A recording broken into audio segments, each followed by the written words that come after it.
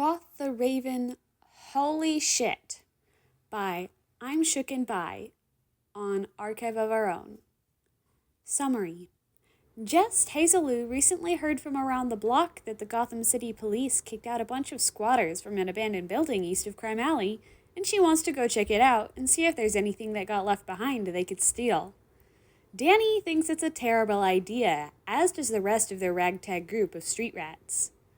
Too bad Hazeloo doesn't care what they think and wants to go check it out anyways, with or without them. And because Danny is so nice, he goes with her to make sure she doesn't get herself killed or worse.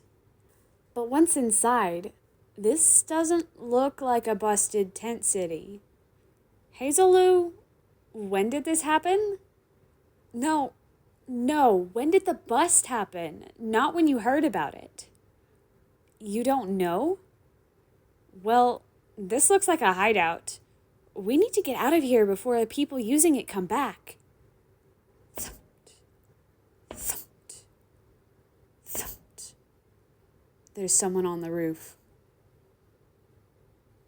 Hide! Author notes. Inspired by In Here Stepped a Stately Raven, by I'm Shooken By. This was a chapter idea I had for In Here Stepped a Stately Raven, but good God, I couldn't wait to get it out, and I didn't know if I was going to be able to even use it, so I pre-wrote it instead, and now it's here. I'm going to lean into the Bat mythos so hard in Here Stepped a Stately Raven, and here I wanted to explore just how fucking horrifying it must be to be in the presence of the Bat from the point of view of the people in World, who only know about him from hushed whispers, rumors, and drunken ramblings as a creature from hell that crawls out of the pits of Gotham every night to come punish the criminals of Gotham. My doc for the fic was titled, Spooky, Scary Bat Sending Shivers Down Your Spine, and my entire premise for it was, Danny experiences a real-life stealth horror. Oh, by the way, Danny uses a fake name, Jackson Raven. Okay, 1, 2, 3. Danny grunts as he lifts Hazeloo up and above his shoulders, his arms shaking slightly with the strain to keep her steady as her hands leave his shoulders, and she quickly twists around, foot digging into his palms to latch onto the windowsill. He hears, more than sees, the sound of crunching glass, and slams his eyes shut as little pebble-sized shards fall from above and onto the ground. Keep me steady, Hazeloo snaps at him, hushed as can be like wind through trees, her heels digging into his palms as she shifts them onto his shoulders. I've nearly got this. I'm trying, he hisses back, his voice a permanent rasp, feeling some of the glass land in his hair and keeping his eyes closed. Hurry up before I drop you, he says it like a threat. They're somewhere east of Crime Alley, checking out one of the old warehouse buildings because Hazeloo swore she heard it was worth looking around. Got busted recently by the cops for being a tent city, she says. Probably worth looking around, since a lot of people had to leave their things behind. Danny didn't think it was that good of an idea. Whether it was true or not, a lot of people will probably want their stuff back, so if they see him and Hazeloo taking it, they're not going to react well. And if it wasn't true, then they just wasted their time for nothing. AJ and Ida Mae, thank God, agreed with him, but Hazeloo turned pink in the face and said she was going to check it out with or without them.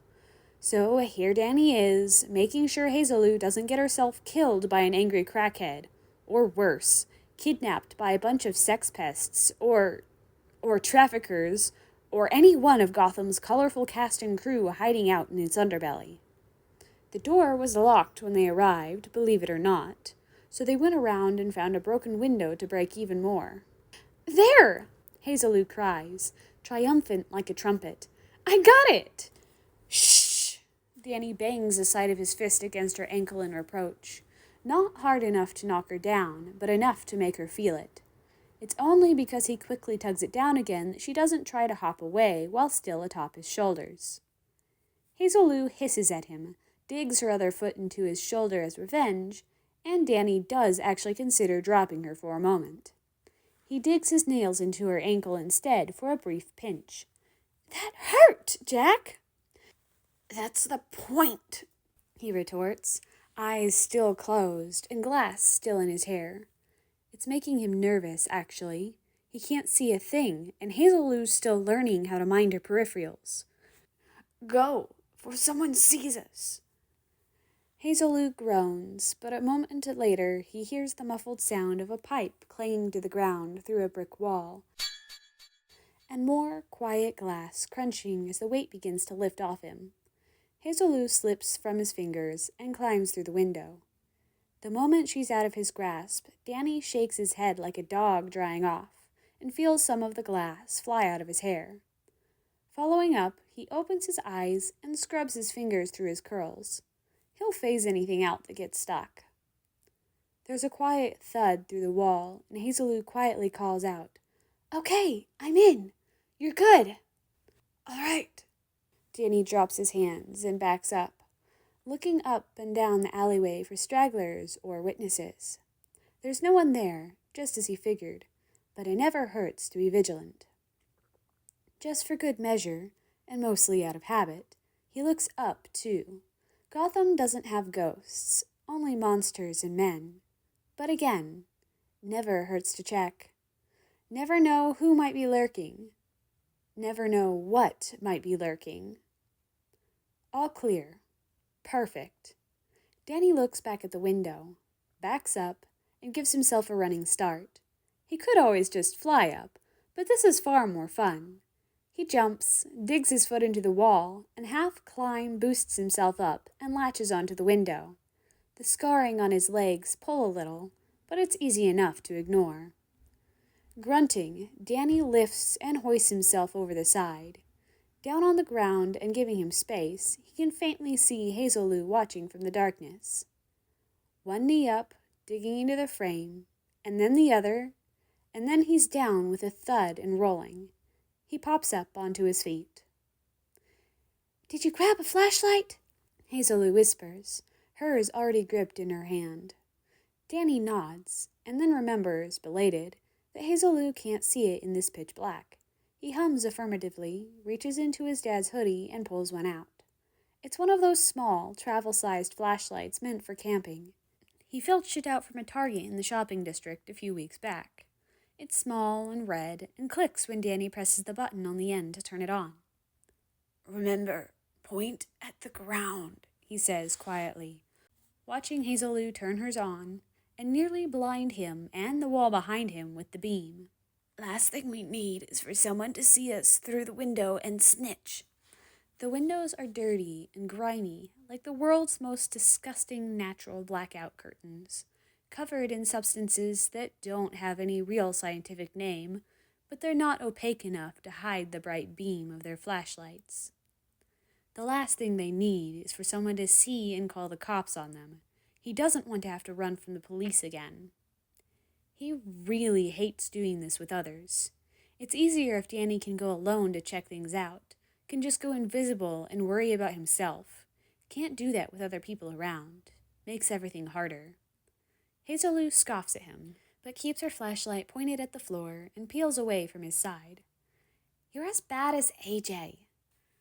"You're just careless," Danny shoots back, frowning and going the opposite direction, which is a marvel considering her and Ida Mae and AJ all grew up in Gotham and knows its brutality and underbelly better than he does. He can't wrap his head around her laissez-faire-ness.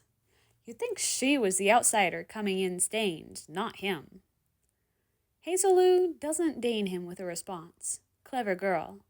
Instead, she just gets further away, and Danny can all but feel the eye roll she sends at his back. He rolls his eyes too, and starts moving. Danny keeps himself crouched low and hunched, his flashlight down by his hip, and the beam going no higher than that as he looks around. He hears Hazelou's quiet footsteps, crunching occasionally when broken glass crushes under her feet, but at least they're quiet, and they're steadily growing further away from him. He looks around slowly, scanning the area for the things he'd usually expect from a bunch of squatters being removed abruptly, Forgotten half-standing tents, broken glass, cardboard boxes for beds, clothes, the works. But Danny frowns. There's nothing really here. Nothing that's useful for them, at least. There are tables around the room, dirty, stained, and the collapsible white ones people rent out or buy for parties when they need the extra space. And there are crates and boxes stacked atop each other and scattered haphazardly. It's a bit like a maze, funnily enough. It kind of reminds him of those horror games Sam used to play. The comparison would be kind of funny on a normal day, only stinging a little, but... Unease rolls in his lungs, clinging low and methane thick. Danny breathes quietly. The sound trembles unhelpfully, flicking the light left and right and trying to find anything else they could take back with them. But there's just tables and crates. A few folding chairs pushed out in a tripping way, and there's some cardboard and glass. AJ will yell at them if all they come back with is cardboard, though. It's not like they're running low on the stuff, and they definitely don't need cardboard with glass in it. But nothing else. Nothing that would be useful for them. This doesn't look like a busted tent city, Danny thinks, swallowing dryly. A sneaking suspicion creeps in from the back of his mind, wrapping veins down his spine and around his throat. He looks for Hazeloo, and there, right across the room from him, he can faintly see her frowning from the backwash of the light. Danny straightens up slightly. "Lulu," he whisper calls, his voice bouncing quietly off the walls. He shines the light at her eyes briefly to get her attention anyways, just in case. Her hearing can be selective at times. Success! Just before he drops the beam, he manages to catch as Hazeloo's face scrunches up in irritation, and her hand flies up to block the light, an annoyed cry snarling out of her throat. "What, Jack?" Hazeloo shines her light right back at him, spitefully, flash-banging and successfully blinding him. Danny immediately squints, bringing his hand up to block the light this time himself. Shit. He forgot what he was going to say. Think quick. Do you see anything? No, the light disappears. Danny blinks and blinks and blinks to get the stars out of his eyes, flashing black and white and seen despite the darkness. Do you? The unease thickens. Danny's shoulders tighten up, and he looks back at the table and crates. What was he going to ask? No. Oh, he remembers. When did you say this bust happened? Danny frowns, shines his light back at Hazeloo, not in her eyes this time, but at her chest. At least he tries. She's halfway across the room and partially blocked off by a set of chairs and a crate stacked on top of a table. Hazeloo? He stands on his tiptoes, trying to peer around the junk blocking the way, and Hazeloo isn't looking at him, her thumbnail caught between both her teeth, and her brow furrowed in that rabbit-chewing nervous way she gets when she just realized she made a mistake. Danny's stomach swoops, and the space between his shoulder tightens up, coils. Hazeloo. I'm thinking, Jackson. That's not good. Danny's chest bleeds rapidly cold, like someone's popped a glow stick in his sternum, and it was starting to brighten without being shaken. There's nothing to think about, he hisses. You said people were recently ousted from the building for squatting. No, I said I heard recently that a bunch of people were busted for squatting. Danny makes not quite a growl, but a snarling sound that tries to say hushed and comes out a bit hissing-like, rasping. It hurts his throat. Unease sparks into fear, static filling up the back of his head that he tries to shove off. and he pivots on his heel and marches towards one of the crates. Glass crunches under his feet, and Danny sticks his flashlight between his teeth and drops into a crouch. Hooking his fingers under the latches, he flicks it open with a bang that makes him wince. Hazeloo shushes him harshly. Danny hushes her back without thinking. "Shut up!" "Please don't tell me this is what I think it is," Danny pleads, being a touch more mindful of pulling the rings down. "Please don't tell me this is what I think it is." Because he's not stupid. He's not. He's not that stupid, at least. And he's been living in Gotham long enough to know how this well-oiled beast runs. Knows what kind of black ichor it bleeds when nobody is looking. Knows what it bleeds even when everybody's looking. He's got a collection of bullet shells he's been collecting every time he stumbles across them while out and about. There's no reason for it. They're junk and worth nothing.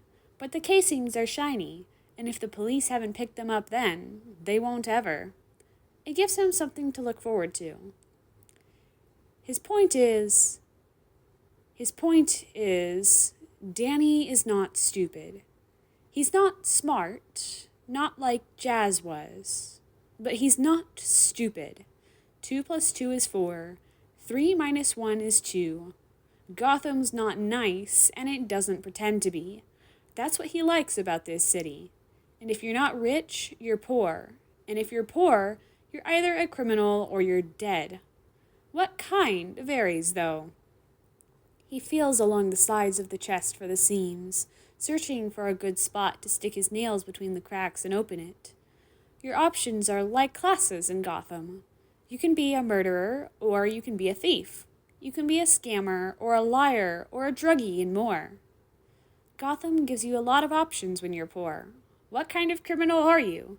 There's a whole litter to choose from. Danny's a thief. So is AJ, and Hazeloo, and Ida May. They're all liars and thieves. Not murderers, though. Not yet, in any case. And hopefully not ever. He doesn't fling, but it's a damn near thing with the way his arms are shaking and his nerves are running hot and cold and sharp. Opens the chest, dead weight hopes in his collarbone. And then he slams it back down, the sound banging through the room like a gunshot. Hazeloo yells, angry, "Jackson!" There are guns in there. Black and shiny and lethal. And real. "Shut up!" Danny snarls without thinking, yanking the flashlight out of his mouth as he shoots to his feet. He whirls around, gripping it tight in his hand and holding it to his ear like a cop to search for Hazeloo again. Anger and fear burns hot in his blood, boiling and sucking in the heat of the air. "You brought us to a fucking hideout!" He's going to regret getting angry later. He's going to apologize with a hollow note in his chest and his head light and empty, void of anger and replaced with guilt. But that is not right now.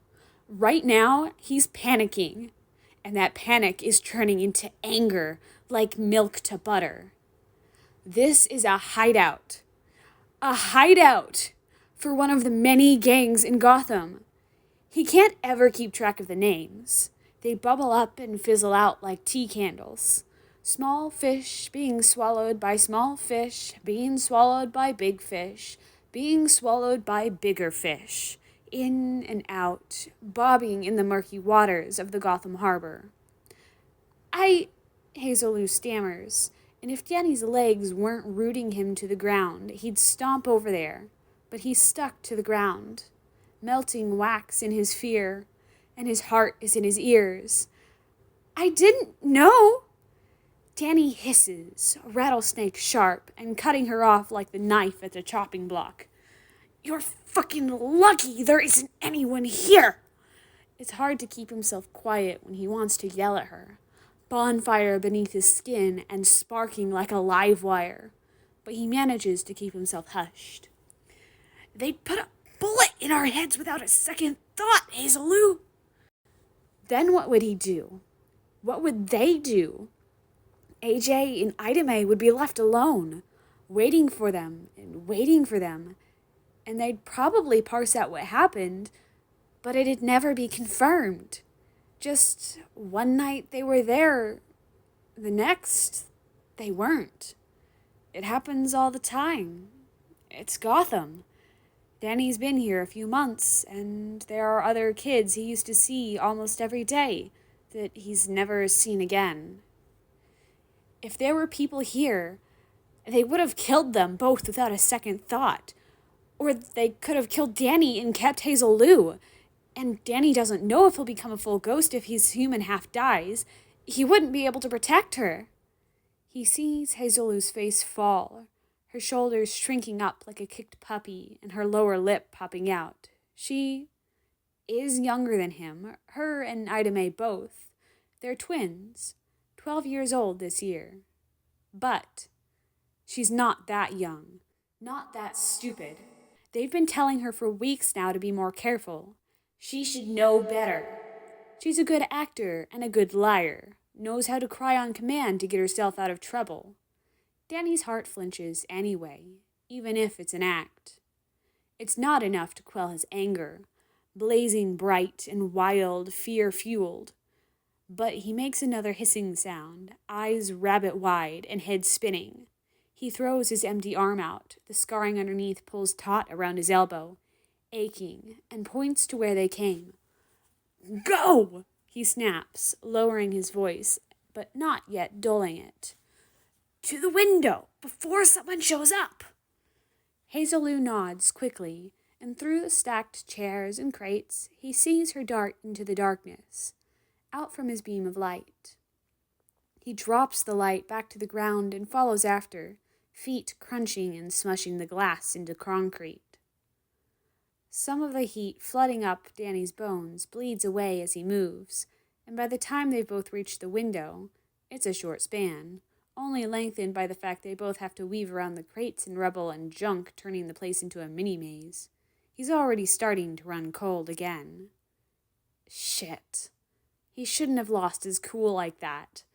Hazel Lou is small and quiet next to him, and he feels guilty.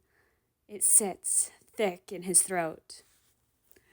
"I'll boost you up," he whispers, calm and small, in a stark contrast to a minute before. His chest constricts. Couldn't he have talked to her like this instead?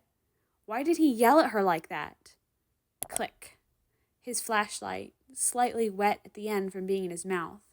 He pockets it. Hazel Lou nods, only seen because her flashlight is still on. They only need one right now, and doesn't look him in the eyes to stand in front of him. Danny sinks his teeth into his lip.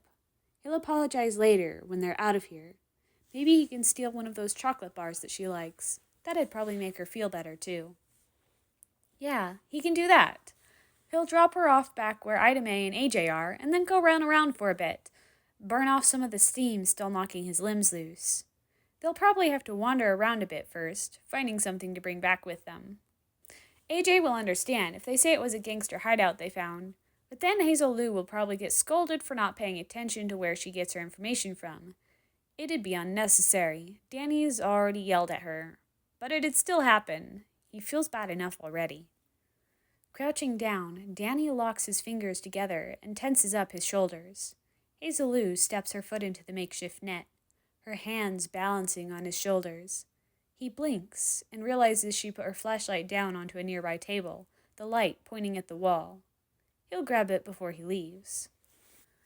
"Okay," he whispers. "Ready?" A pause.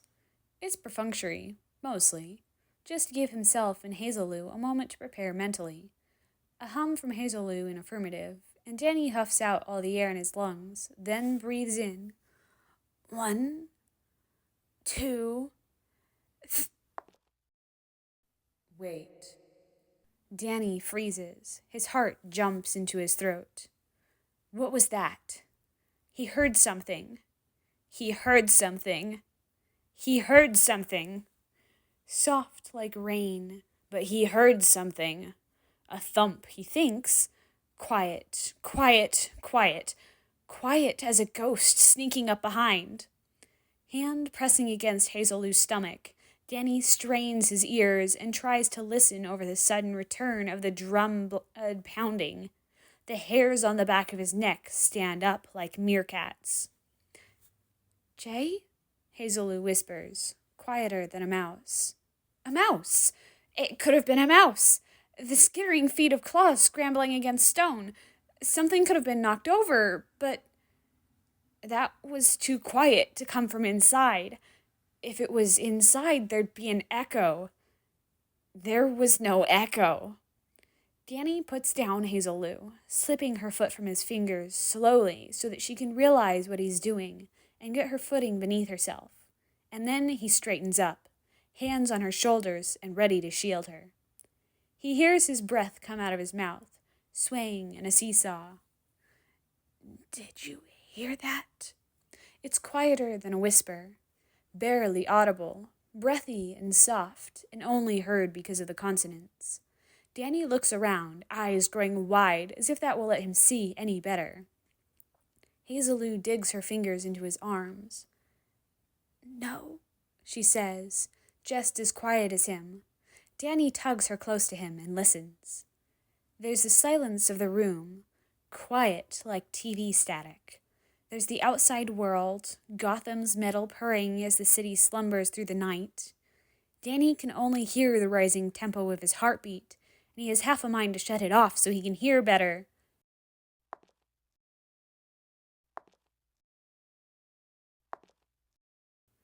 Danny breathes in sharply. The sound whistles, an ice-cold shock, fear. His spine goes numb. His breathing picks up, lungs ballooning against his ribs. What is that? What is that? What is that? It's quiet. It's quiet. It's so quiet. And it's coming from the roof. It's quieter than rain against tin. Quieter than mornings at Auntie Alicia's when grass is still wet and the sky is still gray. Quiet like rustling grass and swaying leaves trapped by wind. And it is low and weighty. Static bleeds into Danny's mind, soaking his thoughts into unreadable paper. What is that? What is that? What is that? His mind scrambles for an explanation. No. Danny jerks, unwillingly squeaks in the back of his throat. There's someone on the roof. He hears Hazeloo's sharp breath, feels her stiffen under his hands. She digs her nails deeper into him. It hurts, sharp and sticking, and probably leaving indents in his sleeves. The king? What? The confusion is enough to take over the fear, but only for a moment. It flashes into irritation, unyielding and unnecessary. He doesn't know who's on the roof, but he knows it's not that. What? He says, brows furrowing. What kind of gangsters come in through the... A quiet, scratching sound, like claws lightly dragging against metal. It sounds like mice scuttering through the walls. And Danny would know, he's heard it plenty of times. But it's coming from above them, sliding down the side to one of the upper windows. His blood turns to ice. Oh. Oh. Oh. Terror skyrockets up his spine and steals the air from his lungs. The bat, he hears himself whisper, his voice sounding foreign to his ears. His body has gone underwater, freezing cold and numb from the shock. He tries to follow the line of scratching, but it lifts. How is that possible? He's seen the bat, and it's huge. How can it move so quietly? Danny whimpers unwittingly, tugging Hazeloo into his side and curling over her. It's the bat, he repeats, frantic, suddenly all the more fearful. Left, right, left. He looks and gives himself whiplash. There's no point in trying to see him, though. It's too dark, and he's outside. Danny barely even saw the bat the first time, and he was right in front of the thing. It's here? They need to go. They need to go. They need to go now. The last time Danny ran into the bat, It was while he was looking at some shady-looking racing car he found blending into the shadows of a Gotham alleyway. Danny had been caught by the model in year and lingered around to look at it, fascinated, and ended up scared by the bat as a result. It had been an experience, that's for sure. Danny had been certain that he was going to end up like every other person who had a run-in with Gotham's very own urban legend and monster, stuck in a hospital bed. But instead, the Beast had just... Honestly, Danny doesn't fucking know now that he thinks about it. And thinking about it he is, right now, and very frantically. The bat hadn't hurt him at all, on account of being a kid and being innocent. Had even asked him his opinion on what he thought the car was. Late 1960s to 70s Dodge Charger is what he told him. But it hadn't done anything. Because Danny was a kid. And because Danny was innocent. It had let him go unscathed. But right now, they don't look very innocent. He and Hazelou. Even if they don't look affiliated with whatever gang is setting up shop here, they're very clearly breaking and entering. Danny doesn't know what the bat's threshold for kid is, and whether he takes being innocent as a bigger priority over being young. But it's not something he wants to stick around and find out about. So they need to go. They need to go now. Except they can't, because the only way out is through the upper window, and the bat is right outside. It might hear them. It might see them. Surely he can be reasoned with, Danny thinks, breathing hard, gripping Hazelou tight into his ribs and looking around wildly. He can't see it, and he can't hear it, and it's not a ghost, so he can't sense it. And that's the worst part of the bat. He doesn't know what he is. But surely he can be reasoned with. He heard out Danny when he was looking at the car. Ice water dumps over Danny's head, paralyzing him to the bone and chasing out all rational thought. His eyes bleed up to the window, far, far to the side, and his mouth runs dry. It's hard to see because the windows are covered in grime and dirt. The world's fucking ugliest blackout curtains, but there's a figure in the window. Danny, dizzy, leans forward slightly, eyes locked on the window. There he is. He's right there. He's right there. He can barely see him, but there's no mistaking the silhouette, barely there. Oh my God, Danny thinks, terror bubbling a shriek into his throat. He can feel himself growing hysteric. It's awful. It's incredible. I can hardly see him, he thinks, utterly horrified. It's so fucking hard to see him. He feels like he's hallucinating, his brain trying to convince him that it's not there, that he's only seeing things. But, a hand casted in shadow, curling. Danny thinks it might be clawed. He never saw the bat's hand when he first met him. He wouldn't know, reaching for the window. Danny's mind blanks in fear. Wait. No. They're just standing there. The flashlight's still on. It'll see him. Move! He gasps his inhale. It makes a faint wheezing sound. He lets go of Hazelou. Hide! Hazelou stumbles, and Danny nearly shrieks at her, feels the urge to rush in his sternum and claw up his throat. He tamps it down so hard he chokes on it. He wants to shove her to the ground, a wild, primal urge to do anything to keep himself and her safe. It's coming in! She's still not moving. She's not moving fast enough. Danny, rabbit wild and wide-eyed, glances between her and the window the bat is perched at, and frustration boils up in his eyes, and it's all he can do to not scream at her. Hazelou, hide! The window pops open. Just a crack. Just enough for Danny to see the bat's fingers slip through and curl around the edges of the frame. He thinks they might be long and skinny. He thinks they might be clawed. Taloned? Clawed. He's going to throw up his own heart. He lunges for the flashlight still on the table, still lighting up the wall, and nearly slams his hand down onto it. The bat is right there, he thinks, and claws it off the table instead. It goes, loud and awful, and echoing through the room. Danny flinches at the sound and drops to his knees. Danny's limbs lock into place, and he stops breathing. He's going to throw up, he thinks, unsteadily raising his head and watching, unable to speak, as the upper window across the room slowly slides open. The hinges moan, low and rusted. It's here, he thinks, throat thick in his mouth. He shakes. It's inside. Hazeloo. Danny almost gasps and swings his head top-heavy around, searching. He's blind, but she should be right next to him. Where is she? Hazeloo is still standing. That idiot!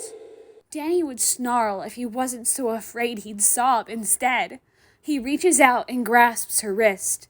With all his might, and then some more, he yanks her down to the ground with him, pulling her into his lap so her knees don't slap the floor. Just for good measure, he slams his hand over her mouth as quietly as he can and holds her pressed against his chest. He can feel her heart slamming against his, like some sick, synced duet of fear. Hazeloo slaps her hand over his, and he has half a mind to shove her off of him, if only out of pure habit, or perhaps newborn instinct alone. He doesn't like the weight against him, doesn't like being touched. But now isn't the time to be picky. The bat is inside. His heart lurches. Danny's eyes fill with tears. He doesn't mean for them to, but his mind whites out and he can't breathe. And they need to get out of the open. There's a figure crouched in the window above them, a wash of sickly yellow light flirting at his back like a broken halo. Gotham's man-made mockery of the sun at night, with its not-right golden streetlights, sink into the tar, black back of the bat and curl up its head to reveal its slanted, devil-pointed ears. Danny can't see its face from this angle. He couldn't see its face the last time they met either. They need to get out of the open. It's pitch black in here, darker than it ever is outside, and that makes it all the worse, and all the better, he supposes. Danny never learned if the bat had thermal sight, but it could. Or it could have night vision, and he and Hazeloo are sitting out in the open like a pair of ducks. He hasn't noticed us yet, he thinks, breathing through his mouth because it's quieter, and he doesn't know how good the bat's hearing is. He hasn't noticed their beating hearts, so maybe he's just not close enough, or it's not as great as Danny was thinking. But they need to get out of the open. There's a table right next to them, with space for them to crawl under. Danny has one hand around the flashlight and one hand on Hazeloo's mouth, and the bat hasn't moved yet, so he, with shaking arms that might just give out at any moment, leans forward. Hazeloo's hair, dark, brown and curly, coyly tickles his nose and cheek. She flinches unwittingly against him as Danny leans around and presses his mouth as close to the shell of her ear as he can. He closes one eye as a curl itches his skin.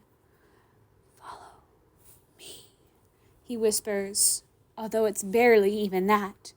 It's 1 decibel above silent, and thankfully quiet enough that the bat doesn't pick up on it.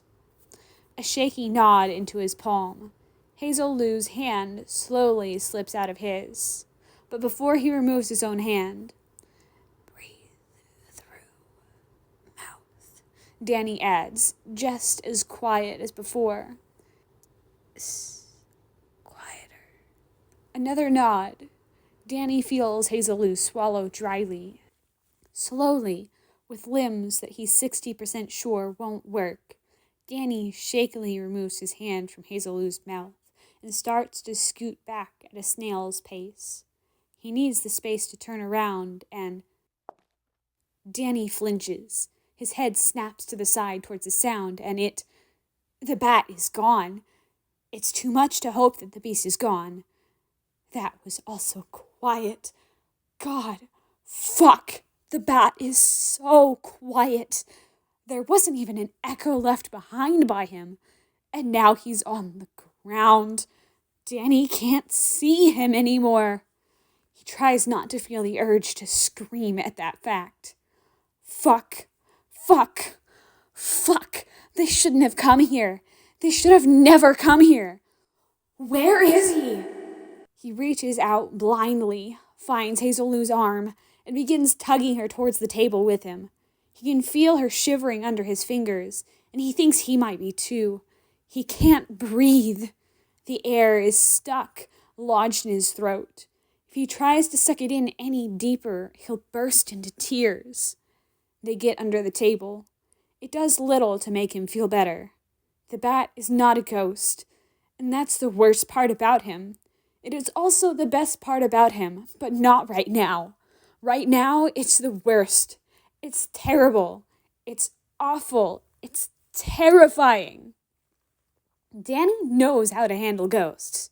He knows how to handle ghosts really, really well. Even if it got him losing everything, he knows how to handle them. He knows the ins and outs of ghosts, the bleeding hearts and toothy stomachs, the purrs, the cores, the claws, everything. He has it all himself. The bat is not a ghost.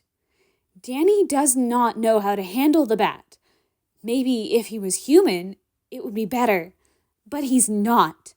The bat is not human. There's no way he is. He is something else entirely, and it both fascinates and terrifies him.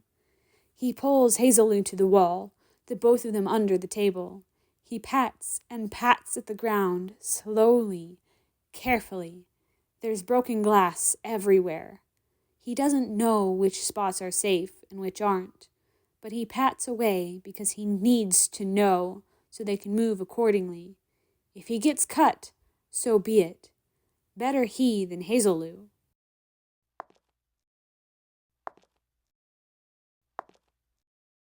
The bat is so quiet. Danny stiffens up and his shoulders shake, a sob threatening to come out and choke him. Please, please, please don't let him find them. Please. He doesn't know what the bat will do. Leave them be, set them free, or hurt them, and he's scared to find out. Hazeloo presses her face into his arm. Seconds later, tears bleed through the fabric and stain his arm. It takes him a moment to feel it.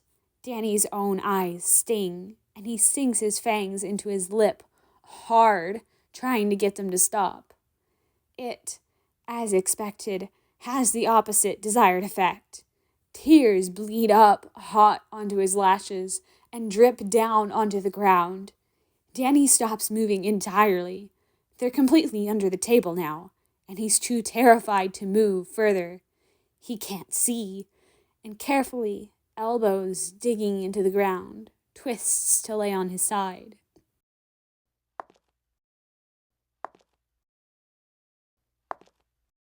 He thinks the bat is looking for something, or it's just looking around. He doesn't know, doesn't want to know. He just wants to get out of here. He can't track its position. Its footsteps are too quiet to echo, and this has never happened before. He doesn't know what to do. At least with ghosts, he could always suspect an attack from somewhere, but he's never had to hide from a ghost. He's always the one fighting them. But the bat is not a ghost, and Danny isn't fighting. He doesn't know what to do. He wants to go home. He wants to be back with AJ and Ida Mae back at the holler. He wants to be back at Fenton Works with Mom and Dad and Jazz, or at the park with Sam and Tucker. But the holler is blocked by the bat, and home isn't a place that exists for him anymore. This would be so much easier if he was alone. If Danny was alone, he could just turn invisible and run. The bat wouldn't even know he was here, and Danny would be fine. But he's not alone. Hazelou is with him, and she can't turn invisible. She doesn't know about his powers, and he can't leave her alone. He'll throw himself off the Sprang Bridge if he abandoned Hazelou and something happened to her. So he is stuck here in this stupid building with all these stupid guns and tables and junk, hiding from the bat and terrified out of his mind. He hasn't felt this scared since smoke and the scent of burning flesh fill his mouth. His throat is thick with burning. He was back in Amity Park. "Lay down," Danny urges quietly, tugging on Hazelou again, trying to twist her around. For a moment, she doesn't move, and his lip wobbles. More tears bubble to the surface, and his shoulders shake. Danny feels an awful lot like a baby, and he hates it. He's afraid that trying to get the crying to stop will just grab the bat's attention. "Lulu, lay down, please."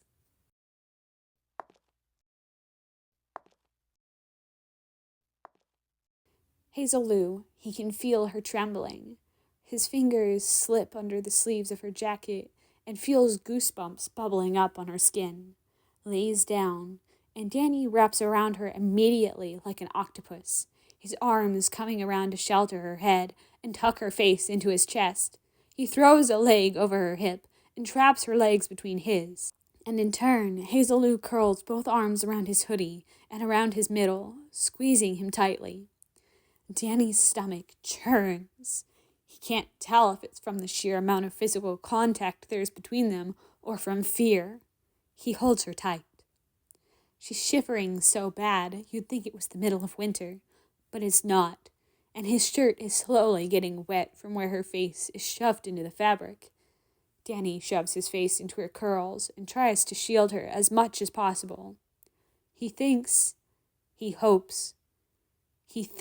that if the bat finds them, that if it changes his mind on their innocence and flies into a vengeful rage, then at least Danny will take the brunt of it, and Hazelou can get back to Ina May and AJ in one piece. He is sturdy enough. His ectoplasm store is big enough that he can probably keep his healing from making his injuries worse. He's big enough. Nobody died from the bat yet. That's right. Nobody's died from the bat yet. That is a bit of a relief, then. Some of his fear alleviates, then. Hazelou isn't going to die if the bat finds them. Danny can just take the brunt of the beast's attack.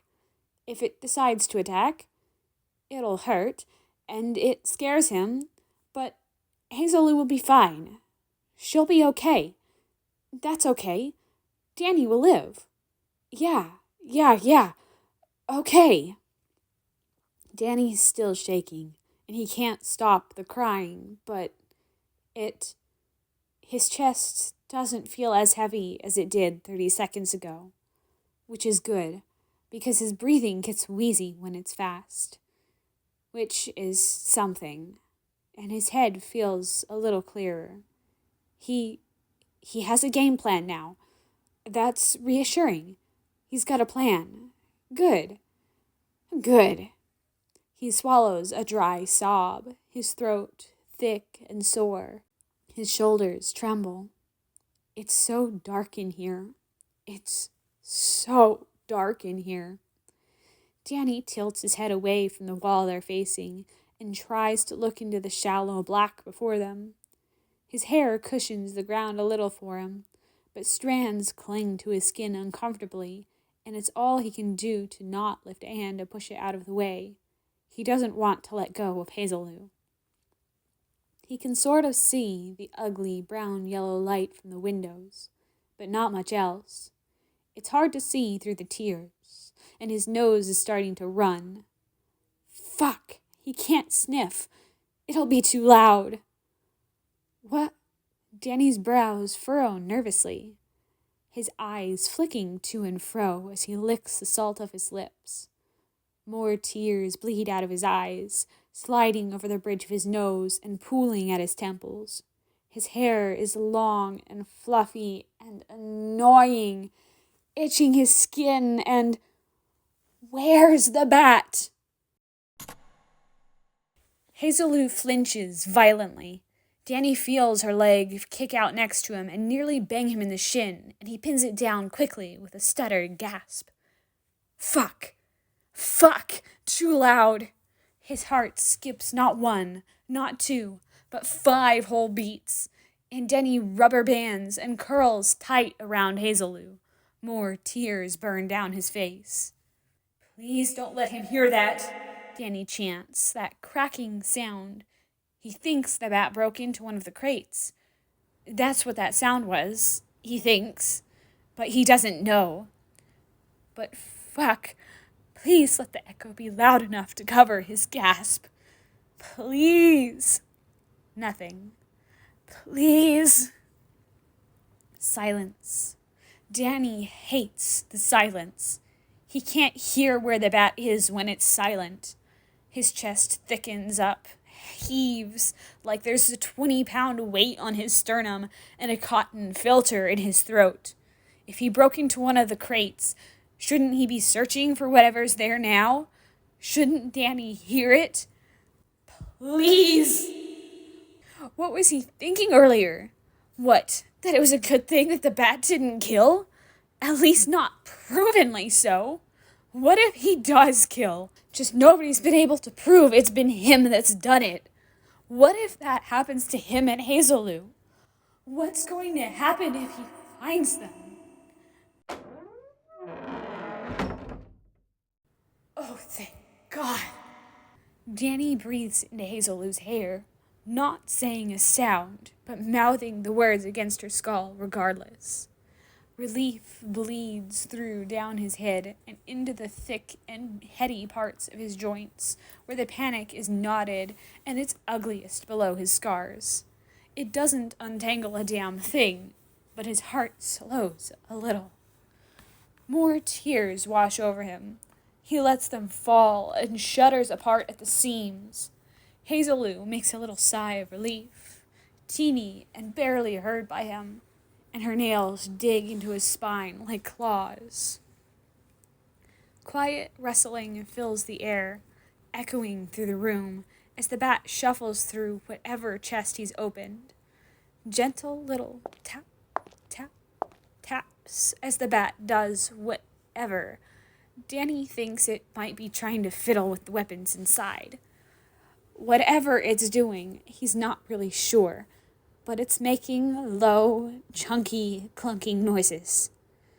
Tentatively, Danny looks back out again, and his tears turn sideways again. It itches, and the angle hurts his shoulder, but that rustling, it sounds kind of close, worryingly close. Pitch black nothingness. He doesn't know what he was expecting. He squints, squeezing out more tears incidentally, and tries to turn his head a little more. Is the bat close enough Danny might see him from here? No, not at all. It's too fucking dark. He wishes he could say more, but he can't. He can't see anything. It's just a void and static, and his eyes strain against the darkness. Fuck, he hates it. He hates this so much. Where is it? A smaller part of his brain, named Phantom, wants to itch out closer to the edge of the table, see if he could spot where the bat was and plan from there. The larger, much louder part of his brain, the one currently rooting him to the ground and inflicting terror through his veins, the one named Danny, tells the smaller part of his brain not to be fucking stupid. He can't let go of Hazelou. He can't, and he doesn't want to. He doesn't think she would let go of him even if he tried anyways. She's plastered against his side like a barnacle on the bottom of a ship, and her grip on him is tighter than any one of Vlad's manacles. God, he wonders if dealing with Vlad would be better than this. Vlad was predictable, consistent, awful, possessive, cruel beyond words, but fucking consistent. At least Danny knew what to expect from him. He could prepare for that. Could rely on that bastard to do something awful and out there. Danny always knew going into that he was going to get hurt, and eventually got to predicting in what way. Unique, sure, but the end result was always the same. Some kind of trap or tool or weapon, being locked in a room or caged and handicapped in some way. Something meant to keep him there, keep him contained, keep him kept. Fucking possessive jigsaw motherfucker. The bat, he just doesn't know. He doesn't know. And that reminder fills a whine in the back of his throat, sending another shudder down his spine and more tears down his face.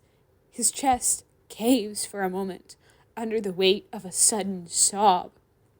It feels more like a hiccup with the way his lungs jolt. He keeps staring outward, though, refusing to look away, even though some part of him knows he should. The beast keeps fiddling with whatever has caught his attention in the crate, and Danny keeps himself as quiet, small, unseen, afraid as possible. He wants to see. He wants to see. He wants to see it. Where is it? His heart skips its nth beat. His stomach drops again. That was quiet. Everything about the bat is quiet, and yet he still can't get over it. The bat isn't a ghost. It can't fly. It's not weightless. It shouldn't be so quiet with that size. It's unscientific, but undeniable. Whatever the bat was looking for, it didn't find it in that crate. It might check the others. No, wait. The crate he was looking in, it was close to where they were at. There are crates all around them, but there are crates near where they are too. And the bat, his footsteps, quiet as rain, quiet as pebbles falling down a cliff face, quiet like a heartbeat. Danny's blood drops to sub-zero temperatures. It's getting closer. Danny's grip on Hazelou tightens impossibly so. Tight like a constrictor. Tight like a noose. Tight like chains. Tight like every analogous thing he can think of at the moment. Which isn't a lot. His fingers dig tight into frizzy, thick curls to the point where it even hurts him as well, and Hazelou's nails claw into his back in response. She's still crying. Danny holds her, and it's not enough. It's not going to be enough. It's not going to be enough. He tangles their legs together and curls them up into balls. And it's not enough. He doesn't look away from the mouth of the table. And it's not going to be enough. He feels his blood ignite. Quietly so. Thrumming. Humming. Buzzing like insects.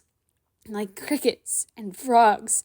Like every nighttime creature Danny's ever heard harmonize below his window back home at Fenton Works.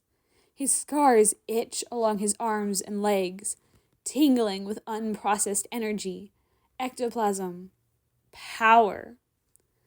There are still tears bleeding hot and salty up into his eyes and carving down his face, and he thinks they might begin to boil. He can feel pressure behind his irises, as if he's holding his eyelids open too wide. Green stars like sunspots begin to fuzz his vision. Not glowing. Not yet. Not yet. Not yet. The bat is getting closer. The bat is not a ghost. The bat is not a ghost. But Danny is. The loudest they've been. Danny swears he sees a pair of feet, if only the faint outlines of them, fading in and out of view like a radio channel, stop right where they are. He can't tell if the feet are human or not. Danny stills like a rabbit, like a deer on the side of the road, like a hare on its hindquarters. There's a buzzing in his ears, and beyond the rubble smoke trapped in his lungs, he tastes electricity. Hazel Lou is in his arms, and she's shaking. Her hands have slipped up his back, past his shoulder blades, until she's digging into his shoulders. Her little legs have wrapped around his waist, tight, constricting. She's still crying. He can feel it in the soaked clinging of his shirt to his skin. The beast stands right in front of them, unaware they are there, but for how long? Danny will disappear if it finds them. Earlier plan be damned, be forgotten, be disregarded. He will disappear and take Hazel Lou with him. He will beg for her forgiveness if he has to. Apologize as many times as he must for tricking her and the others for harboring a monster. But not yet. Your move, Bat, Danny thinks, unblinking, forgetting to breathe, a numbing calmness washing over the back of his mind. Quiet, numb, the way his head started to get after so many fights. Your move. Go. The bat stands there. Go. And he doesn't move. 100 different thoughts race through Danny's mind, and he doesn't hear a single one. He only hears the steady, growing singing of his core, low and melodic, a warning growl. A ghost would hear it. The bat is not a ghost. Go!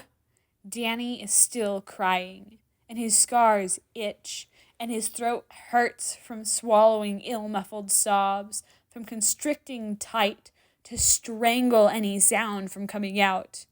And he is so scared. Go! The bat moves. Whatever it was looking for, maybe them, maybe not. It doesn't find it where it's standing, and so it moves.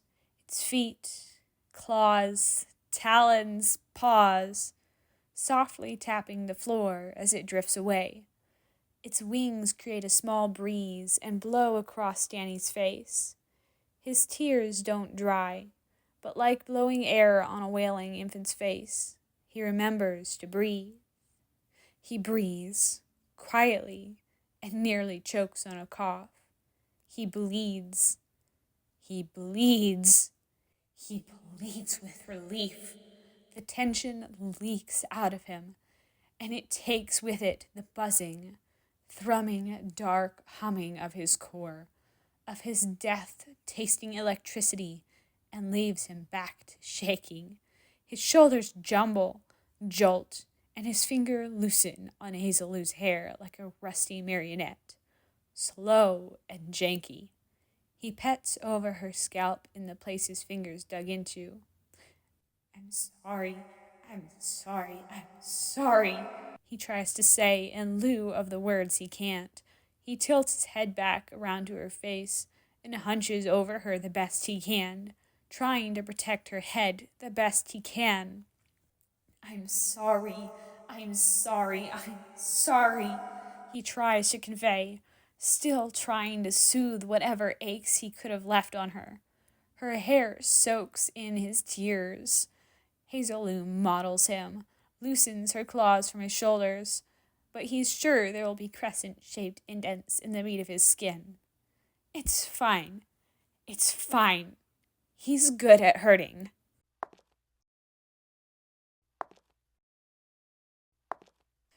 Please go away, Danny pleads.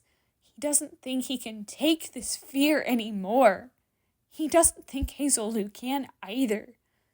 Go back to the shadows. Another crate. Danny does a lot better this time at not making a sound, but he still flinches. They both still flinch. Every breath he takes is heaving now, deep and jarring, cutting into his lungs like a divot in the ground, silent only because it's slow. He can't see any more. Tears overcome him completely, and when he exhales, he burns to scream. He needs to scream. He needs to. It aches in his chest, in his throat. He needs it like he needs air, and his lungs are hollowing out a space for the sound. And maybe he should. Maybe he should scream. If he screams, he can chase away the bat. His ears should be sensitive. He's a bat, right? Bats have sensitive hearing. Yes. If he screams, then the bat will leave. If he screams, he can chase the bat away, and then he and Hazeloo will be safe. He has to. He needs to. He needs to. He can't breathe unless he screams, and he can feel it building thick in his chest, growing like roots in a glass bottle, like floodwaters rising in the house, like a smoke and smog choking out the sky, like a tumor that he should rip out. Rip it out before it kills him. Go! Get rid of it! Danny has to. He needs to wail. No! Danny gasps. Quiet. Thankfully quiet. And hides himself deeper in Hazeloo's hair. No. He can't scream. What was he thinking? If he screams, that will do the opposite of scare the bat. It'd lead him right to them both. He can't scream. Why would he ever think of screaming?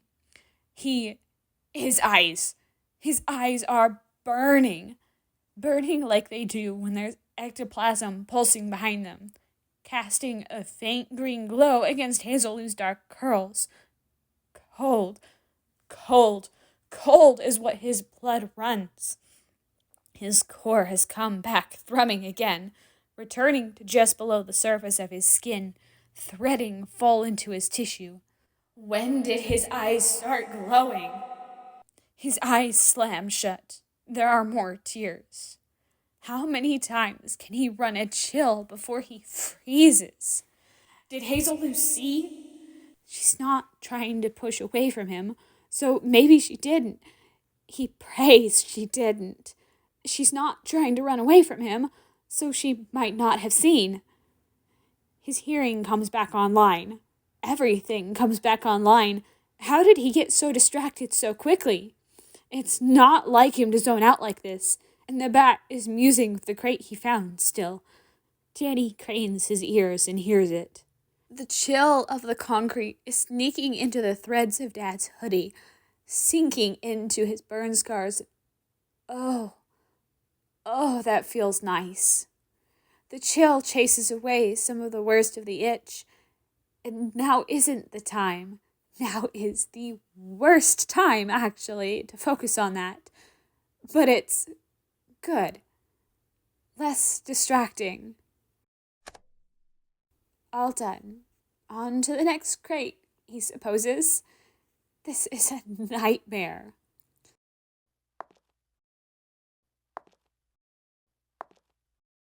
The definition of insanity is doing the same thing over and over again and expecting something different to happen. Danny thinks that might be happening right now. A real-life case study in the worst possible setting. Every time he thinks the bat is done, that he's found whatever it is he's looking for, the beast goes and opens another crate or box or whatever the fuck it is that these fucking gangsters have in their hideout. He drifts close, drifts far, like an irregular tide that can't decide whether it wants to lap the shore or the rocks. It's maddening. Danny thinks, too many times to count, that the bat might leave, that maybe the bat will leave, and then he doesn't. And every time the awful beast draws closer to their hiding place, his breath hitches, his grip on Hazeloo tightens, and his head fills with green static. It says different things every time. Run. Escape. Take Hazeloo. Go. He'll hurt us. He'll hurt us. Go. Go. Go. Go. Hide. Hide. Hide. Hide. It can't hurt us if we hide. We can't be hurt if it can't see us. He'll hurt us. Hide. Fight. Fight. Fight. Fight. It's not a ghost. Vulnerable. Flesh soft. Its bones brittle. Weak. Couldn't stop you. Alive. It bleeds. Monster too. Scream. The beast never comes back close enough for him to act on those thoughts. He doesn't think he could choose to act on them if he tried. The bat moves away, and Danny's core quiets. And no matter how many times he tries to shove it down, it comes back up. It's maddening. Around and around it goes like a twisted carousel, flipping and flopping between flight, freeze, fight. And the bat goes and searches as many crates as it can. Danny doesn't bother keeping count. His head spins every time he comes down from the buzz of ectoplasm in his ears. Please, he pleads again. At some point, green stars swimming in his vision. His lungs thick and heavy, distress lining every side of him. Please, just fucking leave. He doesn't know how much more of this he can take. His heart hurts like he's run a marathon. He hasn't moved an inch. His shoulders hurt. His fingers have gotten numb from the cold. It's the middle of summer, and the nights are still somehow cold. His eyes ache, are puffy and sore. He thinks he might have washed Hazeloo's hair completely with his tears. Danny stiffens again, not willingly. Everything aches. He's tensed up and relaxed so many times that he hurts. The bat's wrapped back around near them again, and he tilts his head and spares a peek in the direction the sound came from. The bat stands below the window he came from, the one still propped open. Hope swells prematurely through Danny's heart. Is it finally? He holds his aching breath. Please, he thinks. Please, please, please. Still as a statue. And then it's up in a flutter of its wings. Huge, black bat wings that flare out. Danny can feel the wind it creates as it blows into his face, nearly nailing him with specks of dust and dirt and glass. He's forced to flinch and close his eyes at the onslaught. He manages to keep one eye open, just enough to barely watch the bat perch on the window ledge and crawl right out, gone faster than it arrived. The table is in the way, but he hears the window loudly moan shut and click to lock. He holds his breath more. He feels Hazeloo do the same. It's not over yet. He waits, listening over the drum of his heart, and faintly hears scratching sounds. The bat is climbing back up to the roof. It's so fucking quiet. But at least it's leaving now.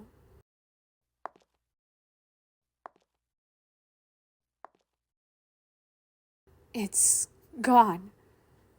Bat's gone. Danny slumps completely, melts out of his hold on Hazeloo, and rolls onto his back with an audible whine. His eyes hurt. His eyes hurt and his lashes are clumped together. His face itchy and damp with salty tears. His scalp itches with sweat, and minute tremors run through his limbs, plucking at sinew. He is gone, Danny rasps, hoarse and nasally, his throat twinging like he's got a bad cold. At this point, he doesn't care.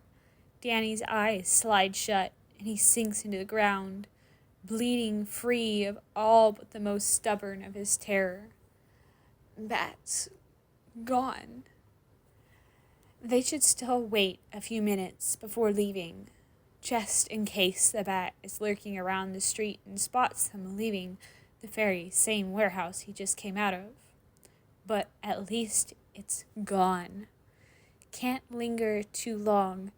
Still a gangster hideout. The fuckers using it could drop by any minute. But for now, he's too exhausted to get up right now. He's going to bask in the fact that he's alive, and they're both unharmed, and Hazelou audibly whimpers. Danny shoots up immediately. Wait! Fuck! Hazelou is still on top of him. How could he forget? His arms snap out around her before she can fall back. What's wrong? He whispers, nearly banging his head on the bottom of the table. He tries pulling her off his lap. He can get a better look at her then. She shouldn't be injured or hurt anywhere. The bat didn't find them. Was it glass? He can barely get her an inch away from him before Hazelou's arms remove from their place around his torso and instead constrict around his neck. Fuck. Shit. He forgot he doesn't like being touched. Danny tilts his chin up and tries to turn his head away as Hazelou buries her nose into the crook of his neck. Panic crawls up into his throat. Lulu, he hisses, and his voice cracks unhelpfully. You know I don't like being touched. This was just an exception. Get off. His hands wrap around her middle. Danny tries to pull her off, but Hazelou's somehow gained super strength, however long they've been huddled under the table, and she doesn't budge. Maybe it's because of the uncontrollable shaking in Danny's arms, too. Hazelou does what they've both been doing this whole time. Starts crying again. Her shoulders jolt, jerk, and the only warning Danny gets is the feeling of wetness against his throat before she starts wailing. Shit!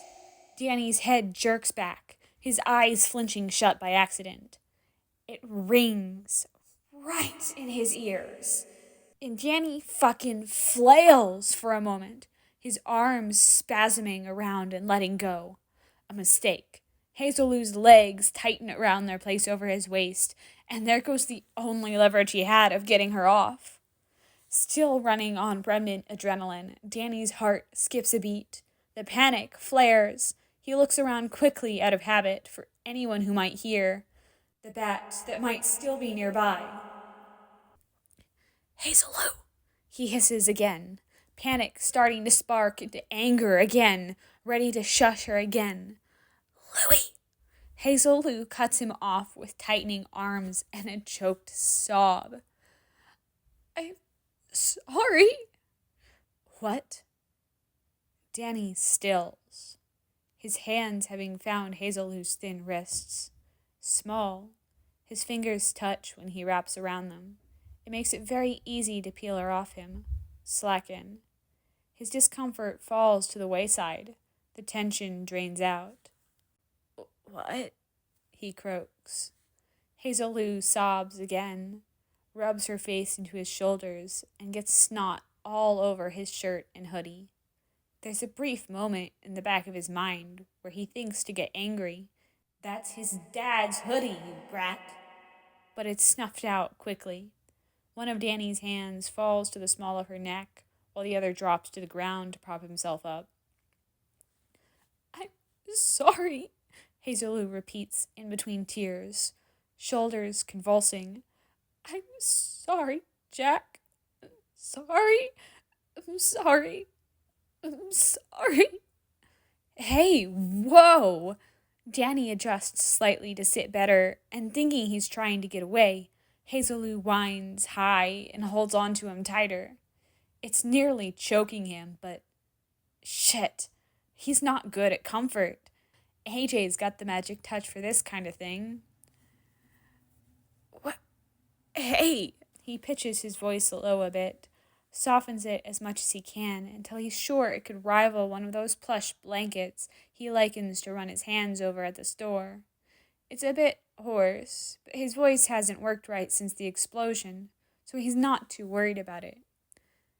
Hey, Hazeloo, it's not your fault. Yes, it is, Hazeloo refutes, another piercing wail pitching out of her. I'm the one who brought us here. I'm sorry. Shit. He wishes AJ were here. He'd know what to say. Fuck. What would AJ say? Or Jazz? Or Mom and Dad? Danny's mind blanks, and he starts petting Hazeloo's spine in an attempt to comfort her. Shit, she's shaking real bad. You didn't know, Danny tries, brows scrunching together. He tilts his head and noses at her temple. Lulu, you didn't know. You didn't know that the bat was going to show up. It's okay. We're okay. He doesn't know if that works or not. Hazeloo just shakes her head again and sobs more, and all it does is cause a fresh wave of panic to lance up his spine. I could have got us killed, Jay, she says, gasping for breath. It was gonna kill us. Oh, and if that doesn't rear up something ugly and black in Danny's gut, the thought so abhorrent that he near physically recoils, dark heat flaring through his nerves and pulling his lips back into a wordless snarl, like a jump-starting car. I wouldn't have let him, he snarls against her skull, before he can remind himself, too, that the bat doesn't kill. To his knowledge. A small voice tells him that maybe he should remind Hazeloo of that fact, too, and just like all the other times, he quickly shuts it down. Maybe later, when she wasn't hysterical and this incident was far from her mind, he'd tell her. For now, the larger part of his brain is still latched onto the dark, protective anger filling in the marrow of his bones and building an inhuman growl in his throat. Danny tilts his chin to rest protectively over Hazeloo's head, and his arms wrap around her fully again. He rocks from side to side. Hazeloo, he says low, his voice like rolling thunder to his ears. It hurts the back of his throat. The bat would have had to go through me if he wanted to even lay a finger on you. And it wouldn't ever, 'cause I'd rip its throat out before it could. He surprises himself a little by how genuine he is by it. Amity Park's ghosts were always violent, but Danny tried to never stoop to their level by returning the same kind of violence back. He wanted the people to like and trust him. He couldn't do that if he fought just like the guys hurting them. Well, look where that got him. His loved one's dead, and Danny just shy of 1,000 miles away from the city he grew up in. Amity Parks never liked him in both forms, so he's not going to kid himself and lie and say he ever liked it that much back either. Gotham doesn't care if he doesn't play nice. It'd sneer at him if he tried. You've never known me to lose a fight, Danny murmurs, his voice hushed and whispered, still dangerously low, and watching out into the darkness vigilantly. And I don't plan on starting just 'cause my opponent is a beast, okay? And Danny doesn't want to fight the bat. He doesn't mind what the beast is doing for Gotham. and meeting him in the alleyway that one time had, once the fear and bewilderment passed, been kinda cool. That being said, he will if he has to. The idea, the notion that the bat could kill Hazeloo, or God forbid Ida May and AJ, is laughable to him and infuriating and terrifying. He can't, he's not, he will not, he will not. He won't let them. He can't survive another heartbreak. Hazeloo hasn't responded, but somewhere when Danny wasn't paying attention, her sobs subsided down into sniffles. Good. Good. The angry feeling in his gut settles a little, and his core vibrates quietly. He hums and gently bumps his forehead against hers. Hey, he softly calls, and can't help but raise a hand to brush a wild mane out of her face. Okay, Lulu. A moment passes, and then he feels, more than sees, Hazeloo nod. Good. Wrapping an arm around Hazeloo's waist, Danny starts scooting out from under the table. And speaking of fights, you gotta tell me how and who gave you that info about this building. He counts the little wet huff he gets against his neck as a win. Why? So I can figure out if I need to beat their ass, he drawls, clearing his throat when it skips like a scratched CD.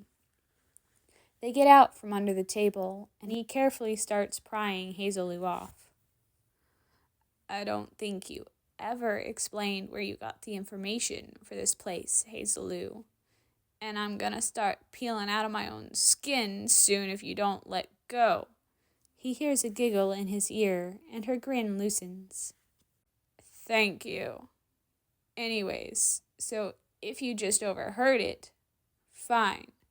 But if someone told you... Hazeloo's feet touch the ground with a quiet tapping sound, and Danny brushes his hands over her arms just in case any of the glass on the ground got stuck in the fabric. Afterwards, he plucks out her flashlight from his pocket and presses it into her hands, quickly grabbing his own to shine a light on his face.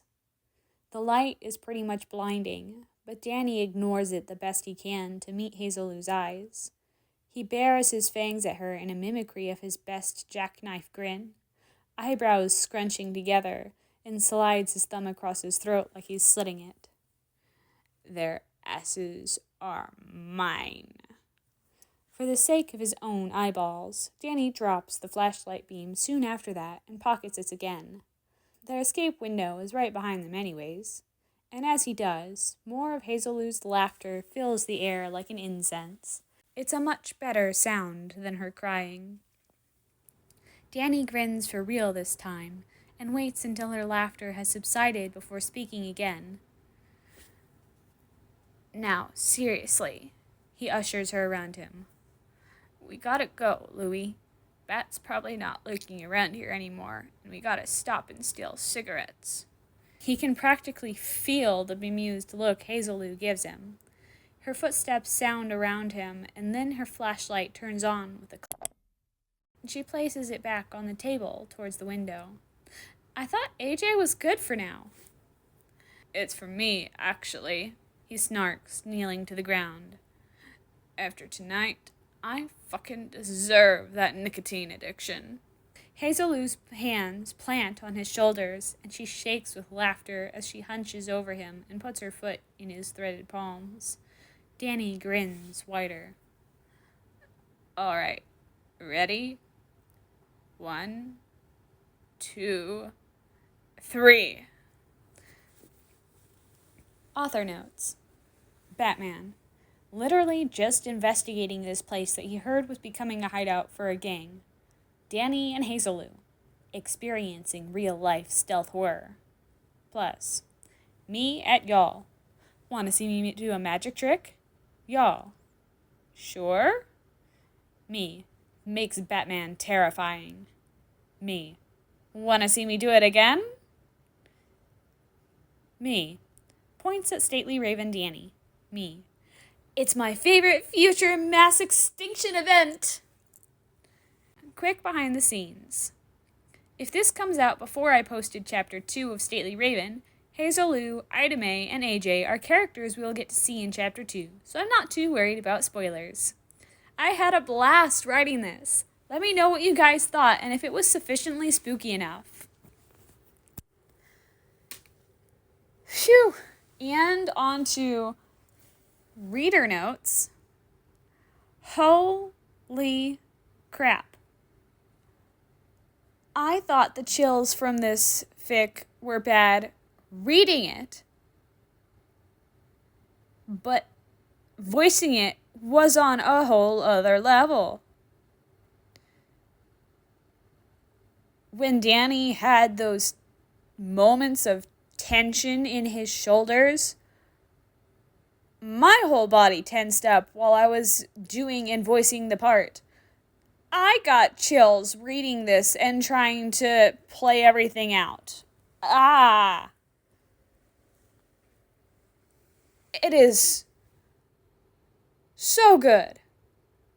Holy crap. And I don't even know if, even with editing, once this is done, if I'll be able to do it justice.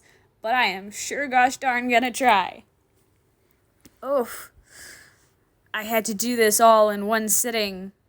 Because as soon as I started and got into the tense part in the middle, I realized that this wasn't something I could just stop after it started. If I stopped, I would lose the momentum of the moment. And holy crap. It's gonna take me a while to unwind after this. I was supposed to go to bed 2 hours ago. Oh well. I am so glad that the author allowed me to create this. I literally just read this fanfic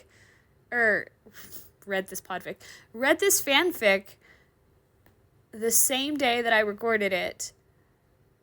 I read it this morning, left a comment because it's freaking awesome. And then the author replied in the afternoon and gave me the go-ahead to podfic it. And I knew it was one of those situations of, I have the motivation right now, today, and if I don't record it right now, it will take me forever to get it done. So it got recorded this evening. I'm thinking it'll end up being uploaded this weekend with the chapter of my other podfic that I've missed a couple weeks on. You know, figure makes a great little apology one-shot. And better than waiting all the way until next Halloween for this kind of spooky story. But that depends on how long it takes me to edit this, because I will prioritize the series one over this, since it's been 2 weeks and I really need to get that episode out. So it might take a little longer for this to be out. Anyways, I am rambling really long right now. If you loved this story, please go check out the author and give them lots of loves and tons of kudos for this awesome one-shot. And go check out the original fanfic that this one-shot is a spin-off of, The Stately Raven. It's really good too. It currently only has 2 chapters at my time of reading all of this, but it's gonna be a really good one. Definitely a great one to get invested in. Bye-bye, my lovelies!